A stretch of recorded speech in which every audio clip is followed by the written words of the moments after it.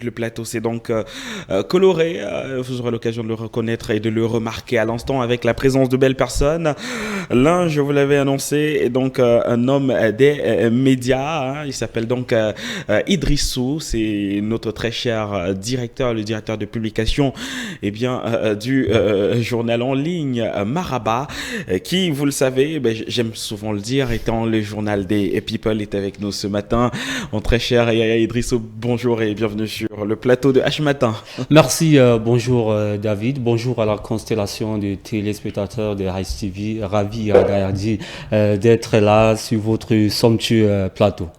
Le plaisir est le nôtre, surtout quand on a vu cette publication qui a fait donc le tour de la planète. On vous a vu très actif concernant le mariage de notre très cher biscuit de mer. On peut se permettre l'expression. Voilà, maintenant on va dire c'est Madame Vemba, oui. Elle n'est plus Coco Emilia, elle n'est plus biscuit de mer. On va dire c'est un mariage qui s'inscrit sous le registre du glamour et des people parce qu'on a vu toutes ces personnalités déferler du côté du golf pour le mariage civil. On a pu reconnaître des artistes comme Loco, comme Nabila. On a vu l'actrice ivoirienne Emma Louest qui a fait le déplacement spécial pour ce mariage. On a vu aussi Nathalie Nkoua. Voilà. Alors, c'est une actualité qui a réuni l'attention de pas mal de personnes. Bernard Bilon, vous aurez l'occasion également de découvrir cela. Je sais que c'est un couloir que vous observez très souvent un petit peu à distance, mais on rappelle que cette fois-ci c'est la politique qui est allée à la rencontre de la culture, parce que on le sait, le très cher Francis Vemba est donc un homme politique, un richissime homme d'affaires qui a également à un moment donné essayé, n'est-ce pas, de convoiter le fauteuil présidentiel du côté du Congo. Bernard Bilon, bienvenue déjà sur ce plateau. Merci, bonjour David Kevin, bonjour à nos nombreux téléspectateurs qui nous regardent encore ce matin. C'est un plaisir d'être sur le même plateau avec le très emblématique Yaya Idrissou. L'émir. Je vous dis pas, je vous raconte pas l'histoire. On s'est connus bien avant quelque part. Donc c'est depuis 2014. Donc c'est un plaisir de partager le même plateau aujourd'hui.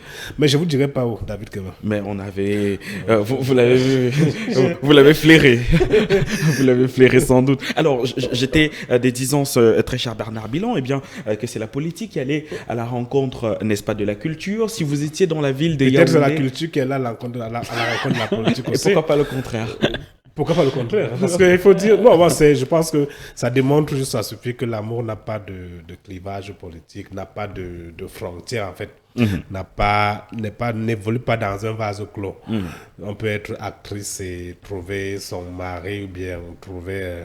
son bonheur à côté d'un homme politique, à côté d'un homme d'affaires. Et vous l'avez dit si bien, je ne côtoie pas trop ce milieu glamour. Absolument. Mais bon, j'ai vu des images, comme Yahya le disait tout à l'heure, il a cité quelques stars qui ont été là, mais il n'a pas cité mon ami Fingontralala qui était aussi là, qui était aussi là pour certainement mettre de l'humour. Je dis, voler en juste nom, c'est ce qu'on peut souhaiter de pire à quelqu'un. Se marier, être madame telle, être... aux côtés d'un homme qu'on aime, aux côtés d'une femme qu'on aime et espérer passer le restant de ses jours avec cette personne-là. Donc, tout le mal que je peux leur souhaiter, c'est beaucoup de bonheur, beaucoup d'enfants aussi. Et on a déjà vu que le ventre prend déjà quelque chose. Le ventre est déjà avancé, donc on a dit que on va célébrer peut-être le premier enfant dans les prochains mois. Donc, beaucoup de bonheur à eux. Voilà donc qui est bien dit. Alors, cela vient quand même, Bernard Bilon, attirer notre attention sur un fait plutôt inédit, parce qu'on sait que la politique, c'est plutôt le milieu de la discrétion, de la sobriété. Mais là, on a eu pratiquement, on va dire, une autre configuration de la chose. C'était un mariage très people pour un homme politique. Il faut dire que Francis Vemba est allé véritablement dans la coupole des people. On avait certains se sont presque pratiquement prêtés au mot de dire qu'il s'agissait beaucoup plus d'un grand coup de com' pour permettre encore à ce dernier, n'est-ce pas, de susciter l'admiration, pourquoi pas, de ses compatriotes, quand on sait également que Coco Emilia est une influenceuse qui est suivie par énormément d'Africains et d'Africaines. Alors, quel peut être l'enjeu, encore l'enjeu à long terme pour Francis Wemba, qui lui aujourd'hui a décidé de s'unir au Cameroun? C'est quand même l'union du Congo au Cameroun. Oui, ça montre, je ne veux pas dire comme une certaine pose bien certains journalistes diraient, mais ça traduit de la bonne relation entre le Cameroun et c'est l'Afrique qui gagne. En fait, moi, je dis, je n'aime pas souvent faire ce genre de commentaires David Kevin parce que je ne voudrais pas qu'on ajoute au bonheur des intentions autres que celles uniquement du bonheur du vivre ensemble. Laissons la politique à... Il n'était pas là en tant qu'homme politique, il était là comme étant le marié du jour, comme quelqu'un qui voulait célébrer ce jour heureux. Et je pense que Coco Emilia aussi n'était pas là comme actrice, mais c'était là comme une femme qui est en train de partager son bonheur avec son mari, aux côtés de ses amis, de ses amis. Donc je souhaite vraiment qu'on ne donne pas trop de coloration, qu'on n'essaie pas de réfléchir trop. Qu'est-ce que cela peut apporter à monsieur Wemba comme peut-être poussée politique. Je n'ose pas croire qu'il utilisera ce mariage pour gravir des échelons. Je pense pas. Je pense qu'il a exprimé ses sentiments et ce sont ces deux êtres qui ont décidé de vivre ensemble. Laissons un peu leur vie professionnelle de côté et essayons d'apprécier juste leur vie sentimentale, leur vie amoureuse. C'est tout ce que je peux dire. Voilà. Essayons pas de donner des intentions qui n'ont pas lieu d'être. Voilà. Alors, moi, j'aimerais, mon très cher Idrisso, qu'on s'intéresse à un autre point tout à fait remarquable, parce qu'on sait que ce mariage a suscité l'attention de pas mal de personnes, notamment des journalistes camerounais. Notamment, on a vu cette sortie de Martin Kamjmimb, qui a donc fustigé le fait qu'aucun média camerounais n'a réellement relayé l'information, n'a effectué, comment dire, un duplex pour présenter encore les coulisses, envoyer des paparazzis sur le coin. Il faut dire que c'est une réaction qui n'a pas connu véritablement l'assentiment de tout le monde. Est-ce qu'on peut dire qu'à ce niveau-là, il s'est un peu foiré, ou comment est-ce qu'on peut encore... est-ce que les médias camerounais n'ont pas fait le travail concernant effectivement Alors, David, qui va avant de répondre à votre question, permettez-moi de revenir sur la question que vous avez eu à poser à mon très cher frère Bernard Bilon concernant la nature des enjeux autour du jeu des relations entre Francis Wemba et Coco Emilia. Il faut le dire, vous savez, sur d'autres sujets, j'ai été aussi poète. Alors, on a coutume de dire qu'aimer, c'est réaliser son imperfection et aspirer à la plénitude.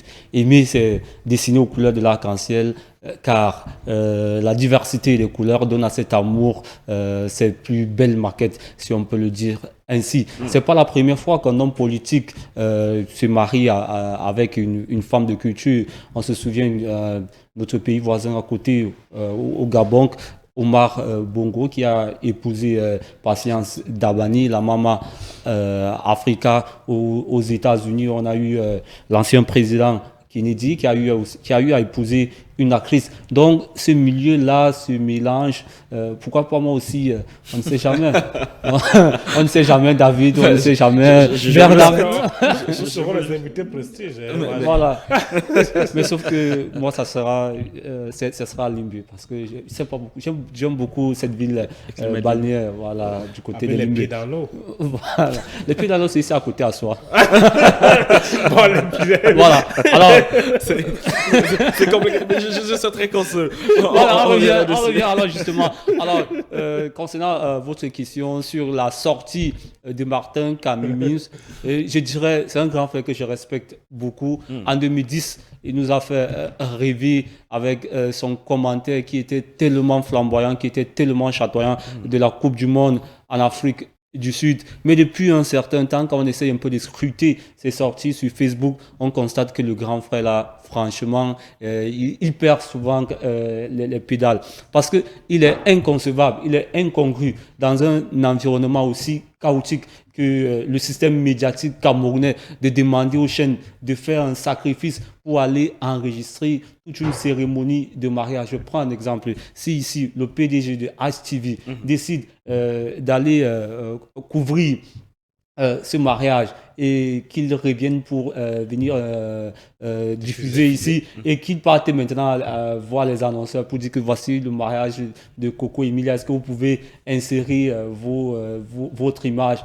Alors, je suis sûr qu'il aurait fait un investissement de près de 100 millions, mais les retours, ça serait non, on va voir même 200 000, on va vous donner des produits. À la suite de sa réaction, il y a eu la sortie aussi du PDG de Sun TV, Yolande Bodion, qui est une de ses grandes amies, qui a franchement balayé d'un revers de la main sa sortie, pour dire que lui-même qui est l'ami de Samuel Eto'o, lui qui est l'ami de Valérie Ayena, lui qui est l'ami des People, lui qui est propriétaire de la radio Info 6, qui est une radio spécialisée en sport et en culture, pourquoi il n'a pas couvert ce mariage? Ça, c'est la question. Alors, c'est une très très bonne remarque quand on sait que il y a quelque temps, Martin Kamimim se faisait un petit peu titiller sur les réseaux sociaux par le général Valsero. Mérité ou pas, finalement? Non, je vous dirais, je pense encore à la sortie lors du Chan avec ce journaliste français-là, Plat. On a dit Plat, ami, Martin Kamimim à Plat. On a vu comment nos médecins camerounais ont eu à trafiquer les tests de coronavirus lors du match Cameroun-Congo. Anthony Plat, moi je dirais il est français certes, mais il a fait une sortie objective pour dénoncer ça comme tous les Camerounais. Mais Martin Kamimim, comme il est trop patriote, il a fait cette sortie pour venir dire ceci, et on a vu les résultats. Bon, je pense que c'est un homme public, c'est un homme d'image. Il a besoin de quelqu'un qui va gérer ses relations publiques pour polir son image. Bernard Bilan, vous connaissez bien le personnage, Martin Kamimim, qui grand journaliste de sport au Cameroun, qui a fait ses preuves, mais qui, selon les propos du général Valsero, intervient moins lorsqu'il s'agit de questions qui pourraient embarrasser ses amis. Je m'explique. Il se pourrait que Martin Kamimim avait eu autrefois des facilités à avoir, à obtenir son passeport, quand on sait que ce n'est pas la chose la plus facile pour le Camerounais lambda. Finalement, ce dernier a recommandé à Martin Kamimim de présenter ses amis à Monsieur Tout le Monde pour que les choses évoluent. Finalement, quel est votre regard sur ce personnage? Kamimim, beaucoup de respect. Moi, je l'ai découvert, il était encore à Equinox. Il présentait une émission de sport avec Monsieur Djomo. Oui, Djomo, et je crois que Monsieur Djomo est toujours à Equinox. Avant les émeutes de février à Douala, et avec ce que Equinox a fait, vous savez que Equinox est passé sous sanction. Alors, Kamimim quitte donc Equinox.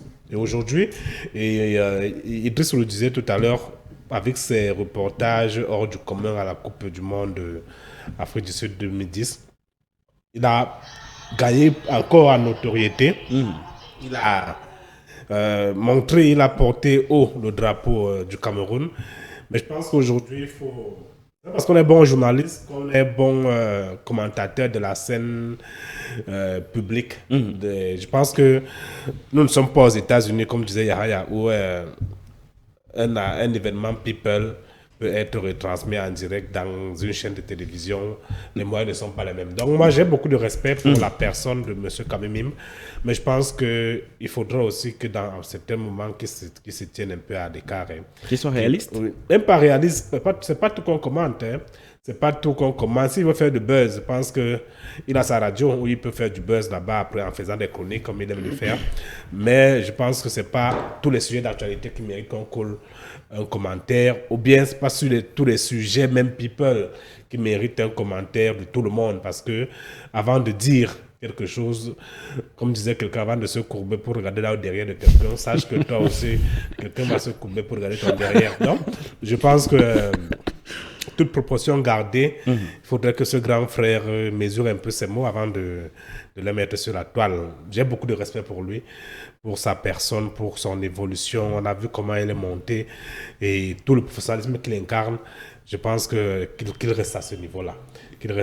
Moi, je veux retrouver ce Kamimim qui est objectif, qui est impartial, qui sait bien faire ce qu'il a à faire, mais pas qui entre dans des commentaires qui n'avancent pas, qui attirent plutôt des critiques acerbes et parfois qui sont mal placées.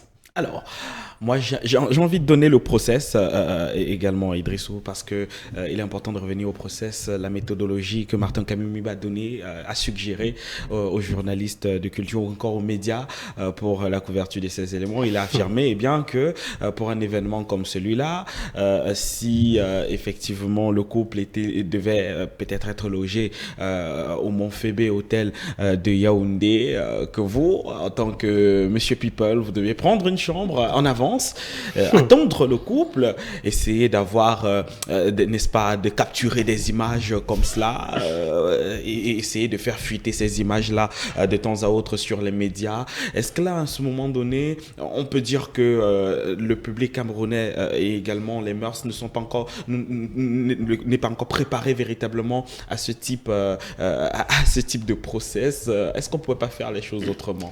Moi, je pense que ça, c'est de l'utopie. Il est en train de rêver. Nous ne sommes pas aux États-Unis où les paparazzis ont le droit de venir vous attendre devant l'entrée de chez vous pour vous filmer. Nous sommes ici au Cameroun. Il y a encore un respect.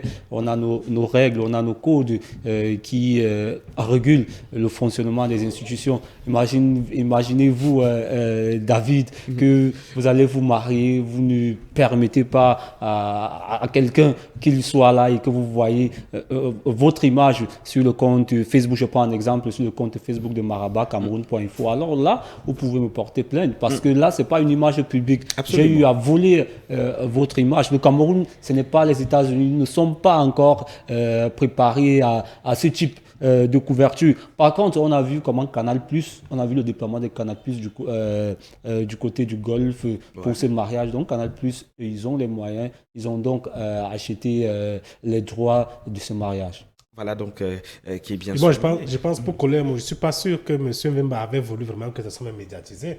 Parce que moi je pense que même les paparazzi, les photos qui circulent de gauche à droite, tous ces commentaires qu'on voit, il a juste voulu faire plaisir à sa femme. Parce que je pense que s'il devait choisir entre un mariage incognito, il devait le faire. Parce que c'est vrai que Coco Emilia, c'est une figure de la culture. Et une figure de la culture ne peut pas se marier et passer incognito. Alors que les hommes politiques se marient chaque jour sans même qu'on ne soit au courant. Absolument. Donc moi je pense que là, il a voulu faire honneur à sa femme. Il ne fallait pas aussi exagérer. Et encore qu'au Cameroun, on a, je ne sais pas, peut-être monsieur Yahya qui est dans le domaine culturel aussi, comme journaliste et tout, peut-être, c'est parce qu'on a une chaîne purement people au Cameroun. Je ne sais pas, parce que contrairement aux États-Unis, il y a d'abord une floraison de médias et vous allez trouver des chaînes uniquement 100% people. 100% people, qui ne manquent pas à un événement people. Donc il faudrait aussi voir, c'est pour ça que peut-être pour revenir à Camus, oui, est-ce qu'au Cameroun, on a des chaînes qui sont essentiellement, qui ont pour ligne éditoriale les faits people. Je ne sais pas, remonter les faits people uniquement. Mais il faut aussi revoir. Au Cameroun, on n'a pas encore ces moyens parce que ça demande. Au Cameroun, on est beaucoup plus dans le Congo, ça. Non, au Cameroun, c'est la politique. C'est la politique. C'est la sorcellerie. Non. La sorcellerie. Je vais venir. Alors, on rappelle bien évidemment que c'était l'événement qui a fait courir pas mal de personnes. Et j'aimerais, avant de sortir effectivement de ce sujet, demander votre avis, mon très cher Idrissou, sur Coco Emilia. On connaît tous le personnage, influenceuse, femme saisissante, impressionnante, et qui aujourd'hui, qu'on voit en juste noce, quand on sait qu'il y a des langues qui ne disaient pas toujours de bonnes choses sur Coco Emilia. Quelle est votre observation aujourd'hui? Alors, mon observation, déjà, c'est tirer un coup de chapeau à Francis Wemba. Parce qu'un homme de sa carrure, un homme de sa stature, d'aller se marier avec une femme où on dit, entre guillemets, qu'elle a... Non, je préfère ne pas dire ça. Qu'elle aurait eu des jambes face. Non, je ne dis rien. D'accord. Bon, et d'aller... on va sous-titrer ça. Ce sera un élément sous-titré, la réalisation. D'aller se marier avec elle, c'est la preuve qu'il est un grand homme. Quand on aime une femme, on fait table rase de son passé. On oublie qu'elle a été avec X, qu'elle a été avec Y, qu'elle a vécu ce genre de vie. Donc, ce que moi je souhaite à ce couple, c'est longévité. Je n'aimerais pas que ça soit le couple... les Duponce et Dieu Cyclone. Moi, je voudrais dire, sincèrement, oui. Je souhaite qu'on laisse un peu le passé. Chacun de nous a un passé. Si Madame Coco Emilia avait des cuisses légères, c'est son passé. Et c'est fort quand même. Peut-être c'est le passé plus léger qu'elle a eu, M. Vemba. Donc, je dis, on a parlé de Nathalie Koa avec Samuel Eto'o. On a parlé de X avec Y. Laissez le couple là tranquille. Moi, je veux dire, laissez ces gens. Comment dire? Même si Coco et Mille, moi, excusez-moi pour une anecdote, tellement j'imagine, je ne m'intéresse pas. C'est Stéphie Chamba qui me disait encore hier, parce que le président. Moi, c'est vrai que moi, je pensais que Coco et Mille c'était une Ivoirienne. Elle me dit non, non. Elle me dit non. Coco et Mille, c'est une Camerounaise, une femme, une fille de l'Ouest. Je dis, ah bon? Moi, je ne savais même pas. Parce que je ne m'y intéresse vraiment pas. Mais vous l'avez vu, vous avez vu la femme en personne saisissante, comme on le disait. Bon, pas en personne comme ça. J'ai vu les photos. Bon, maintenant, ce que je veux dire, c'est que vraiment... Vous auriez aimé la voir en personne, Bernard Bilan? Non, peut-être que je la verrai un jour, on ne sait jamais, en personne. Mais ce que je disais, c'est que vraiment, chacun de nous a un passé. On ne peut pas construire un avenir en regardant chaque fois son passé. Mais elle est quand même suivie. Comme disait Anne Anzoer, le passé, c'est le passé. Ne pense pas à mon passé. Dis que tu m'aimes, aime-moi comme je suis. Laissons un peu le passé. Si on parle mieux le passé de tout le monde, vraiment, le livre là, je ne sais pas combien de pages il aura. Donc, vraiment, monsieur Vemba, mademoiselle. Madame, désormais. Bon, madame Vemba, Désormais. le couple. Laissons le couple tranquille, vraiment. Et souhaitons tout ce qu'il y a de plus beau. Moi c'est juste quelque chose que je regrette par rapport à la célébration du mariage. Moi, j'aurais aimé que le couple Vemba invite le maire danseur de Yaoundé 2. De maire. Voilà. On a eu, par contre, le Est-ce maire... qu'elle allait danser? Non, ils n'ont pas dansé. On a eu Je dis, est-ce que le maire allait danser? Le maire devait danser. Le maire danseur de Yaoundé 2, 4e adjoint, M. Monté. Mais ils ont choisi le maire de Yaoundé 6. Mais j'ai comme l'impression que ce le maire-là prend ravi la vedette à son maire titulaire même. Alors ça, pour moi, c'est lui qui célèbre tous les mariages de ce côté-là. Non, quand j'essaye un peu de voir un peu le fonctionnement des mairies, chaque maire a son rôle à jouer. Vous voyez, par exemple, dans presque toutes les mairies, le 4e adjoint est toujours chargé de la célébration des mariages. Je prends un exemple ici à Yaoundé premier. La femme, c'est Madame Adidja Sharif qui célèbre les mariages parce qu'elle est 4e adjointe. Monsieur Monté à Yaoundé 2 est aussi 4e adjoint. Voilà. Merci bon pour la précision. L'homme qu'il faut à la place qu'il faut peut-être, parce que ça va très bien, monsieur Monté. Peut-être très bien. Et on sait également... Peut-être qu'il célébrerait aussi mon mariage un jour. C'est tout le monde qu'il peut souhaiter. Je vous le souhaite. Peut-être vous avez déjà trouvé l'âme sœur. David qui veut quoi, donc continuons. J'aimerais tout de même, messieurs, m'interroger très rapidement en sachant, vous savez, Coco Emilia, c'est 1 million, pratiquement même plus d'1 million d'abonnés sur les réseaux. Aujourd'hui, on parlait du passé, le passé qui est passé. Est-ce qu'on ne doit pas voir quand même dans ces followers-là des personnes qu'elle pourrait inspirer, modèle ou anti-modèle, Idrissou? Alors, par rapport à cette question, je pense qu'il y aura une dualité. Du bon côté comme du mauvais côté. Du bon côté, comme l'a dit Bernard, c'est que quel qu'en soit le passé des X ou des Y, la personne pourrait changer. Mais maintenant, du mauvais côté, c'est que ces femmes-là qui mènent une sale vie pourront dire « Aka ». Donc, comme Coco Emilia s'est mariée, moi aussi j'ai tout mon temps de jouer, de tromper David, de sortir avec Kevin, de sortir avec Iris ou Bernard. On connaît ces filles-là, ces filles qu'on dit entre guillemets de manière triviale, les panthères. Donc, je pense que toutes les filles, toutes les femmes-là, s'il vous plaît, vous qui avez l'habitude de malaxer, de jongler les cœurs des hommes, soyez posés. Parce que ça n'étant posé qu'on trouve l'homme de sa vie. Je pense que c'est parce que Coco Emilia, à un certain moment, elle s'est recluse dans sa chambre, elle a fait un examen de conscience, elle a eu à balayer son passé, elle a dit, voici la direction que j'aimerais emprunter, le droit chemin, le chemin du mariage. Donc, je pense que toutes les filles doivent changer. Et on rappelle qu'il y a encore une bonne brochette d'influenceuses qui ne sont pas mariées. Vous voyez une influenceuse se marier d'ici à là, Bernard Bilon, vous qui avez des projets. Je ne les côtoie pas. Je ne suis pas dans ce monde-là des influenceurs, influenceuses. Donc, même comme parfois mon ami Bertol aussi dit des choses qui sont souvent vraies, mais comme il est influenceur aussi. On parlera de lui juste après. Bon, ce que je voulais seulement dire, c'est que toutes les femmes ont une chance de se marier. On a vu des belles de nuit se marier avec des hautes personnalités. On se demande, mais qu'est-ce qui n'a pas marché?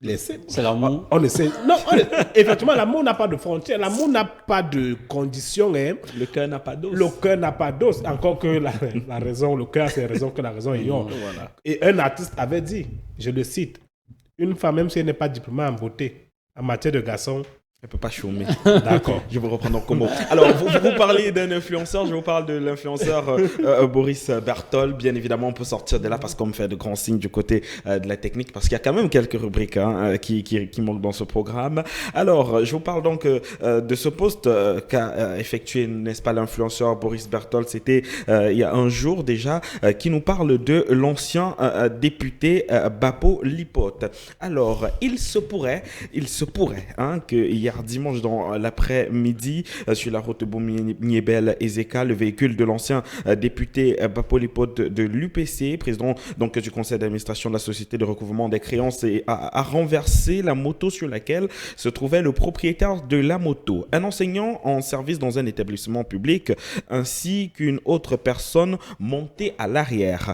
Bapo Lipote, selon Boris Berthold, sans s'inquiéter de l'état de ce qu'il a renversé, a pris la fuite, mais avant, il a trouvé un véhicule de transport en commun, déchargé les passagers et envoyé le chauffeur déposer les accidentés agonisants. Il remettra une somme de 30 000 francs et s'en ira. L'une des personnes victimes de cet accident, notamment l'enseignant, a rendu l'âme. C'était la nuit dernière, ayant presque tout le corps broyé. Il a succombé à ses multiples blessures, crâne amoché, le pied gauche et le bras droit broyé. Bernard Bilon, vous avez eu sans doute vent de cette publication et de cette information venant, n'est-ce pas, de l'influenceur et du lanceur d'alerte Boris Berthold.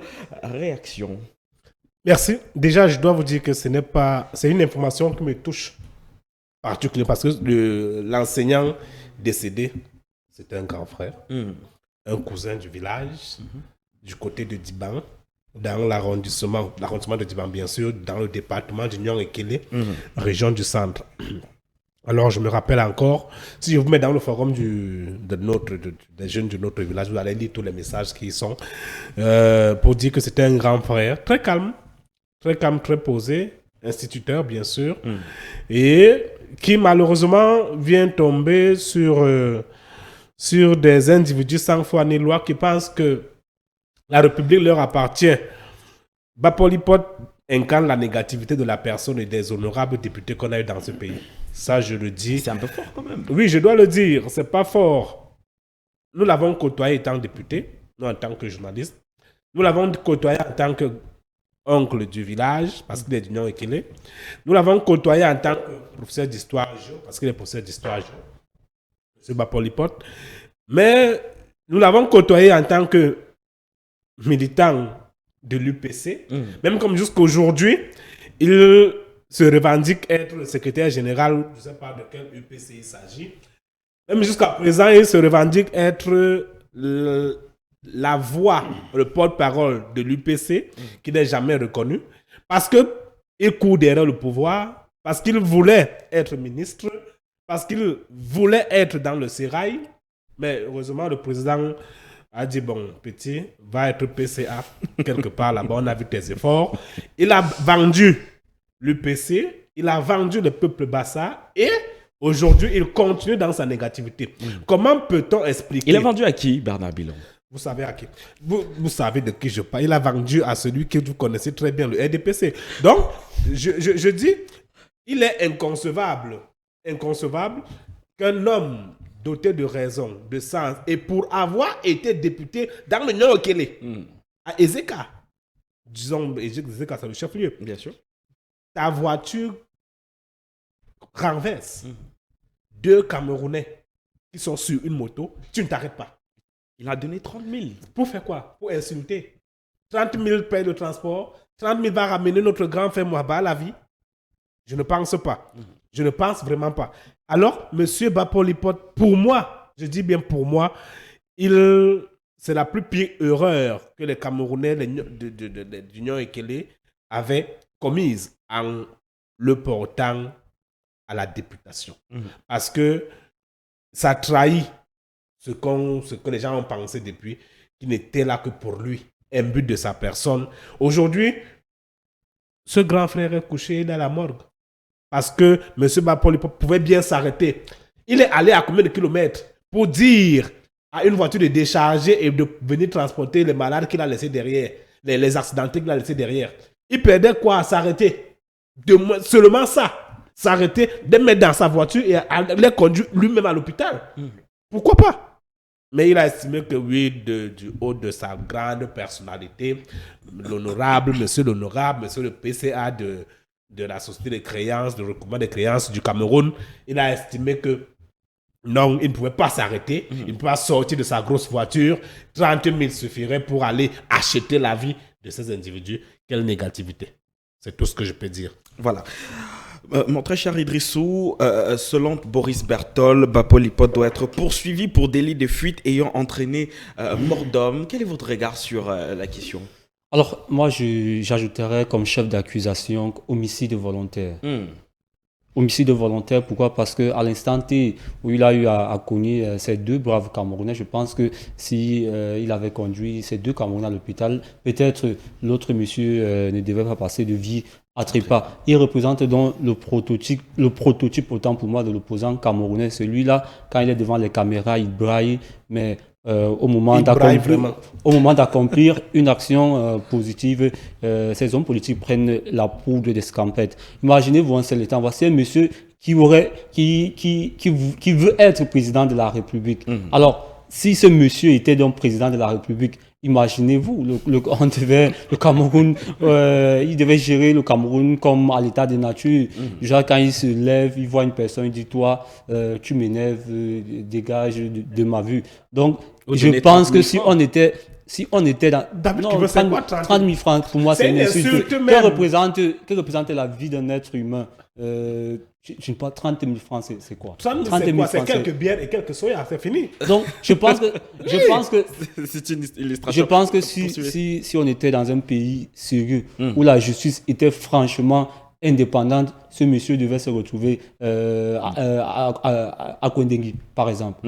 Parce que là, il a tué. Si on était en France, ou bien aux États-Unis ou en Italie, ce monsieur qui n'est plus député, je pense qu'il ne joue plus de l'immunité parlementaire, devait être poursuivi. Parce que c'est en étant député honorable qu'il devait jouir de l'immunité parlementaire. Encore que l'immunité ne nous donne pas le droit de tuer. Le droit de tuer.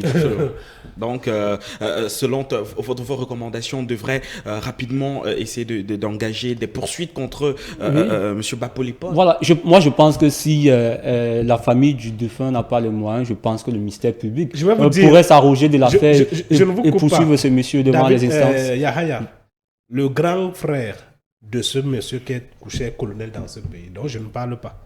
Donc, il y aura des représailles. Je dis peut-être, sauf si l'affaire reste masquée. Mais c'est la famille Mouaba. C'est pour ceux qui connaissent. Il est colonel dans ce pays. Donc, je dis, sauf si l'affaire est étouffée au niveau du village. Mais ça ne restera pas là. Voilà. Alors, je tiens à rappeler également, parce qu'on va bien sûr sortir de cet entretien, messieurs, vous comprenez que le temps passe très vite ici.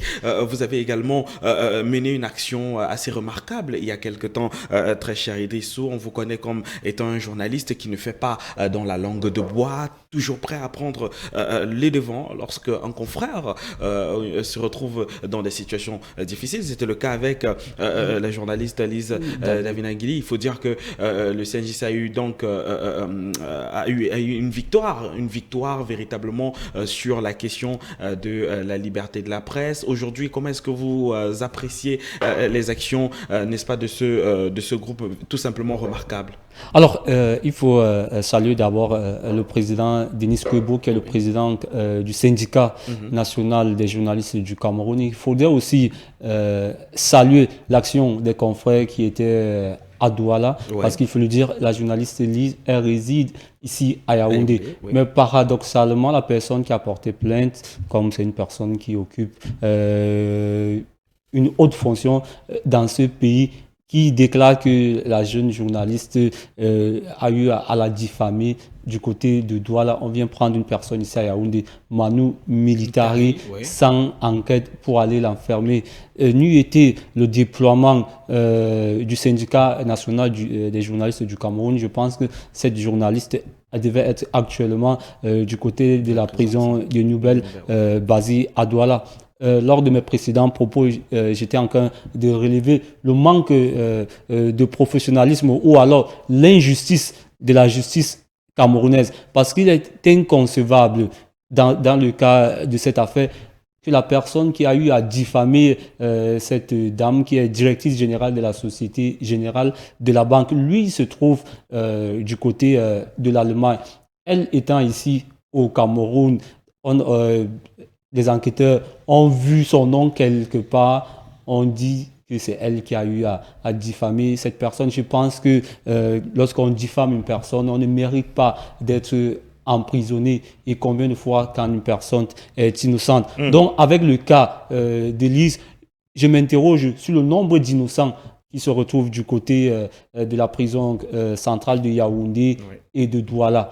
Vivement que le ministre de la Justice, garde des Sceaux, Laurent Esso, pense à décongestionner nos prisons. Parce que dans des pays sérieux, dans des pays développés, il y a ce qu'on appelle des maisons d'arrêt, où là-bas, ce sont des présumés innocents qui siègent là-bas.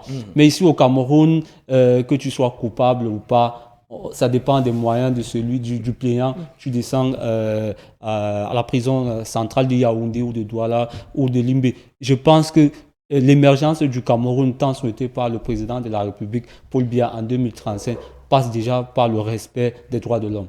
Voilà, qui est bien dit. Merci donc pour ces actions. Vous avez vu très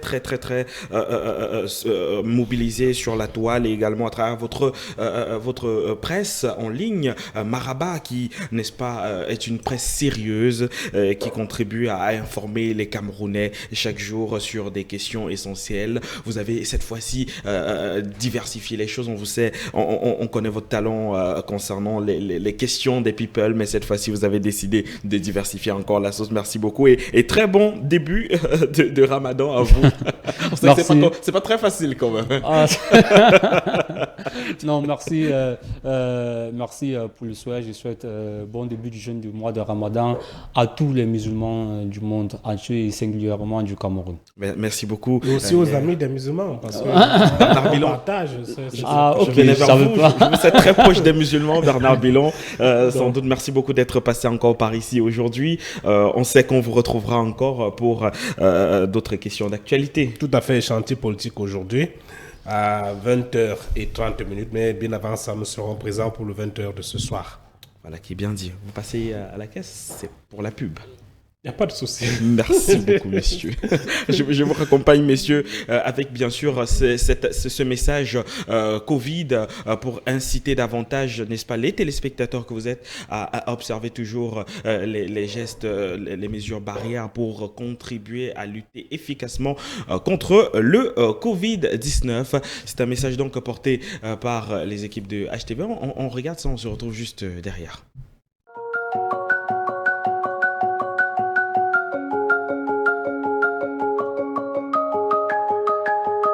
Le coronavirus est une réalité, protégeons-nous et protégeons les autres. Respectons les mesures barrières édictées par le gouvernement. Lavons-nous les mains régulièrement à l'eau coulante et au savon ou à l'aide d'un gel hygroalcoolique. Portons nos masques dans les espaces publics. Respectons la distanciation sociale, barrant ainsi la voie au Covid-19. Ceci est un message de Humanitarian TV.